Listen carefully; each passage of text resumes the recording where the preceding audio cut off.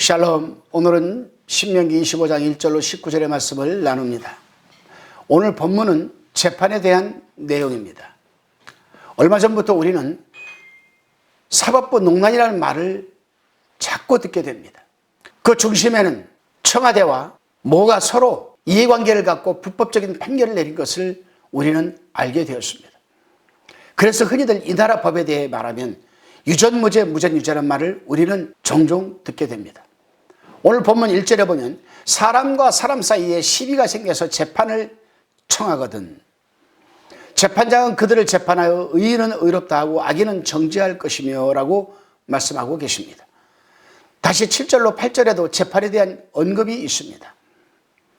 그러나 그 사람이 만일 그 형제의 아내 취하기를 즐겨하지 아니하거든 그 형제의 아내는 그 성문 장로들에게 나아가서 말하기를 내 남편의 형제가 그 형제의 이름을 이스라엘 중에 있기를 싫어하며 남편이 형제된 의무를 내게 행치 아니하나이다 할 것이요 그 성읍 장로들은 그를 불러다가 이를 것이며 그가 이미 정한 뜻대로 말하기를 내가 그 여자 취하기를 즐겨 아니하노라 하거든. 구약성경을 읽다 보면 당시 법에 대한 판결은 성문에서 재판을 받는 것 같았습니다. 성문의 넓은 광장은 야외 재판장이 주로 위치하는 장소인 것 같았습니다. 이 재판장의 재판장은 누구입니까? 이 당시 이스라엘 백성을 위한 재판장은 각 지파의 수령 중에서 지혜가 있고 사람들로부터 존경받는 사람들이었습니다. 이 부분은 신명기 1장 15절로 16절에 기록되어 있습니다. 그렇다면 이들이 어떤 사안에 대해서 재판을 하게 될 때 갖는 대원칙은 무엇이었겠습니까? 신명기 1장 17절에 보면 재판은 하나님께 속한 것인즉 너희는 재판의 외모를 보지 말고 귀천을 일반으로 듣고 사람의 낯을 두려워 말 것이며 스스로 결단하기 어려운 일이거든 내게로 돌리라 내가 들으리라 하였고 재판정에서 재판장이 쟁점 사안에 대한 재판을 진행하고 선고를 하게 되어 있지만 그 재판은 사람의 결정이 아닌 하나님의 결정이라는 대전제가 이 재판 과정 가운데 있었습니다. 재판장이 내리는 재판 결과가 하나님의 결정에 온전히 부합하게 결정되어야 한다는 것입니다. 그러기에 재판장은 판결을 살아계신 하나님의 얼굴 앞 코람되어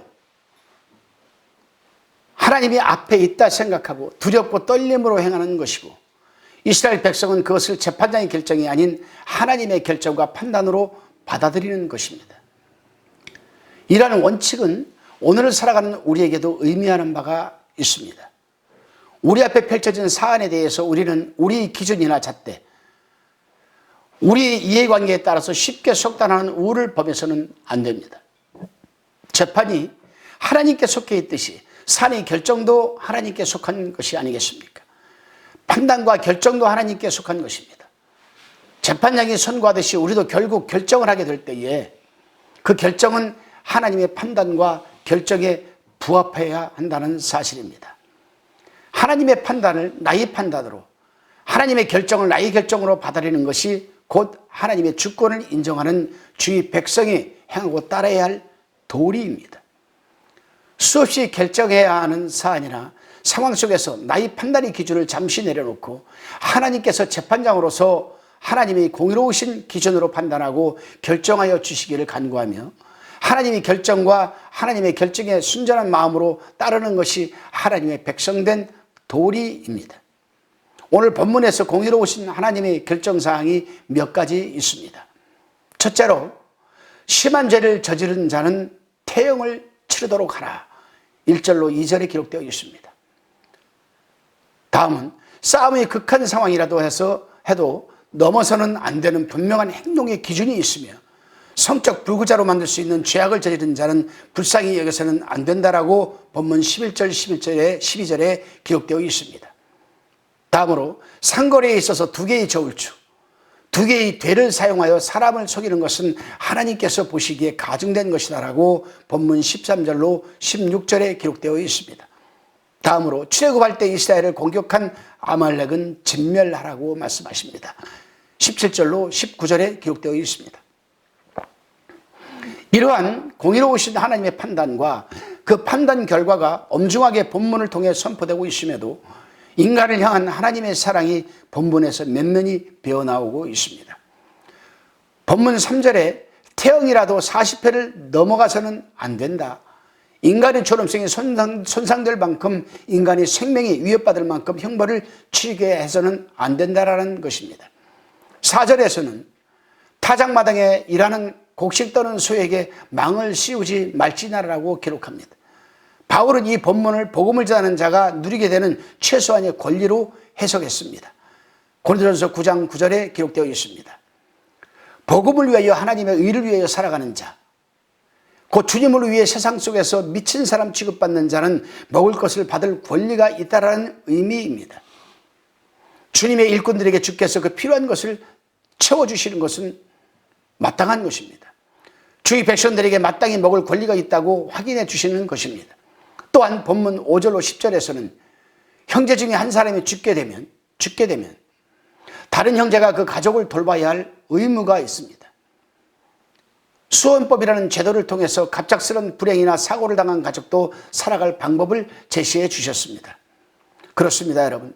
오늘 본문을 요약해 보면 먼저는 재판은 하나님께 속해 있습니다. 우리 공의로우신 재판장이신 하나님의 얼굴 앞에서 오늘 살아가고 있음을 우리는 기억해야 합니다. 판단의 기준은 곧 하나님이십니다. 그 하나님만이 우리의 재판장이십니다. 하나님의 판단과 결정을 받아들이고 따르는 삶을 오늘 하루도 우리는 살아내야 합니다. 또한 하나님이 우리를 존귀하게 여기시고 먹을 것을 먹이시고 오늘도 우리를 돌봐주신다는 사실을 기억하시면 바랍니다. 우리 인생을 책임지시고 돌보시는 하나님을 신뢰하는 오늘 하루가 되시기를 주님의 이름으로 축원드립니다. 기도드리시겠습니다. 주님, 재판은 하나님께 속한 것임을 기억하며 우리의 판단과 결정권을 주님께 내려놓고 주님의 결정과 판단을 받아들이는 오늘 하루가 되게 하옵소서. 하나님을 나의 유일한 재판장으로 인정하며 살아갈 때 우리 인생을 돌보시는 하나님의 손길을 경험하게 하옵소서. 언제나 감사드리오며 예수 그리스도의 이름으로 기도드리옵나이다. 아멘.